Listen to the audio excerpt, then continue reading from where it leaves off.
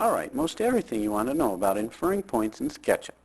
First, each axis direction can be inferred when the rubber band line matches its color and tells you on axis.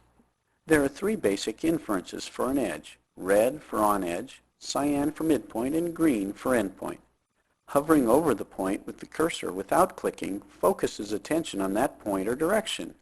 Moving away reflects the nature of the inference with a dotted rubber band display. A colored dotted rubber band inference shows an axis direction inference. Here, blue is warning me that I'm actually above the endpoint. The edge being drawn is a solid rubber band. Black means an arbitrary direction. Magenta means either perpendicular or parallel.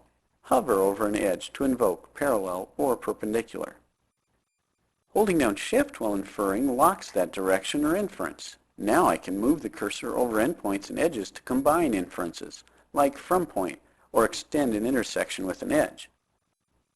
Let's look at these in action on a roof. The blue dot shows I'm on a surface. The blue rubber band means following the blue axis direction.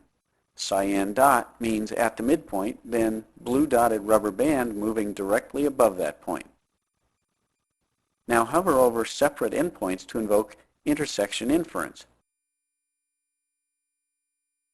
All out in free 3D space. SketchUp can draw an edge exactly to a surface. It tells you on face.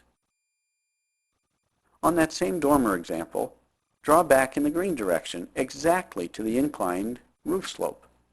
Locking the green direction with Shift allows me to just touch anywhere on the sloped surface.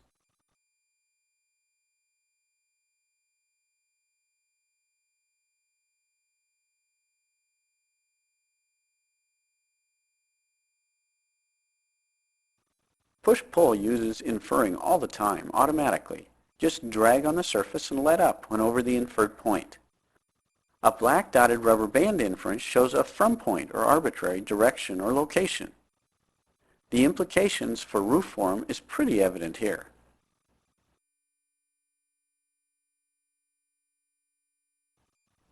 The Move tool uses inferring heavily too. Here I shift to lock in an axis direction and combine with other points with a click.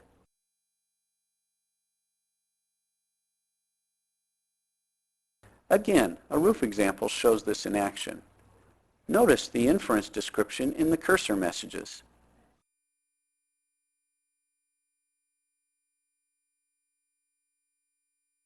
But the pencil tool is my favorite for inference locking, using Shift. You're able to literally build the edge points out in free 3D space. Here I will complete a complex curved miter by inline inferring. Start the edge, then hover over the line and lock the line direction with the Shift key. Touch the other fillet line to infer inline intersection. Watch one more time. Touch the edge, start the line, hover over the line, lock the direction, touch the opposite line.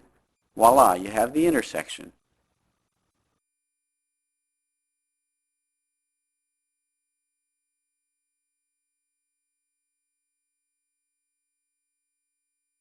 Extending a surface is easy. First, start the edge, then hover over the surface to extend till it says on face and hold down Shift to lock the inference to that surface. Now any point I touch will lie on that plane. Now for something completely different.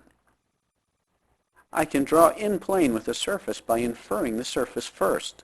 Once again, hold down Shift to lock onto the plane. Now touching on the vertical edges finds the intersection of those edges with the inferred plane. I'm holding down Shift continuously to keep from having to go back and infer the plane each time.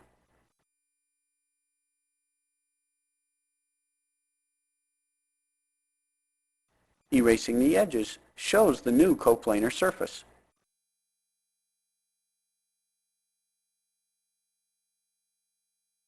Let's extend a roof surface in a real model. Start the edge.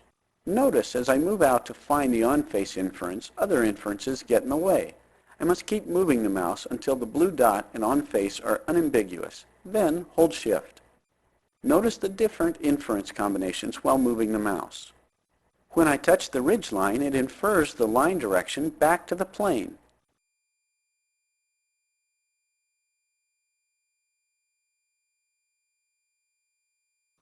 Let's try extending a higher roof to a lower one.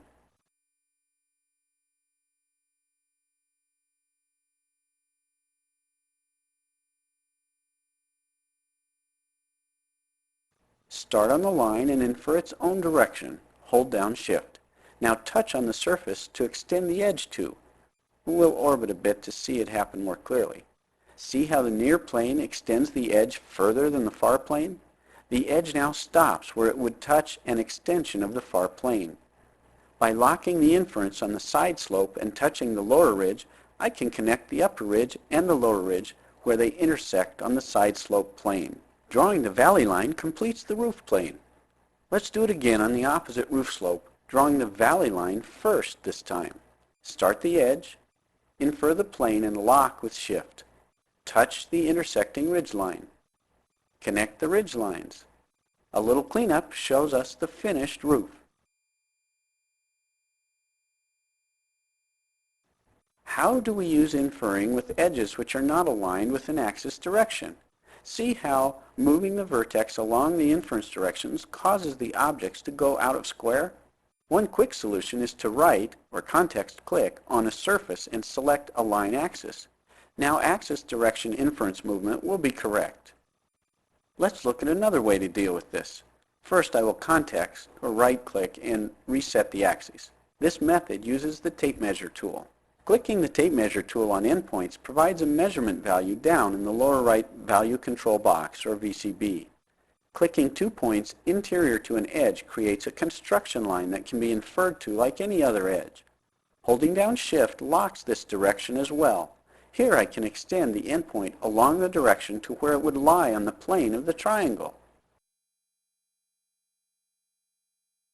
Why would I want to do that, you ask? Well, let's rotate this house and find out. I want to take this gable and lean it back along a slope, but notice it will create a really weird roof line. I'll take the tape measure. Let's set it to hidden line mode so you can see the construction line easily. Now I can start the move and lock to that inferred direction using Shift. Touch on the surface to move that endpoint too. A little cleanup and voila, fixed roof.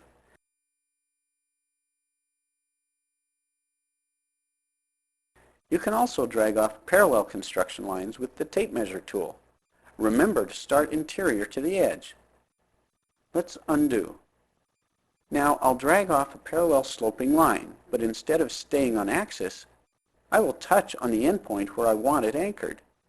Now I can draw an edge from the midpoint and lock in the blue direction until I hit the construction line. This large triangle now has the identical slope to the small one. Undo again. Let's draw a matching sloped roof on the awkward shaped blue form. First, drag off a sloping construction line to the back corner. These profiles will now be parallel and match.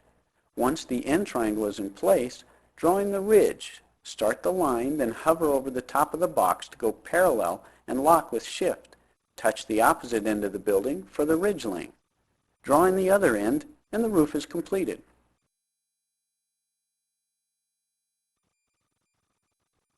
Let's use the tape measure trick on a small roof form. Let's slope the end to a hipped gable. Drag the valley line to the gable eve end. Now move the ridge point back. The biggest key to success with SketchUp is liberal application of inferring.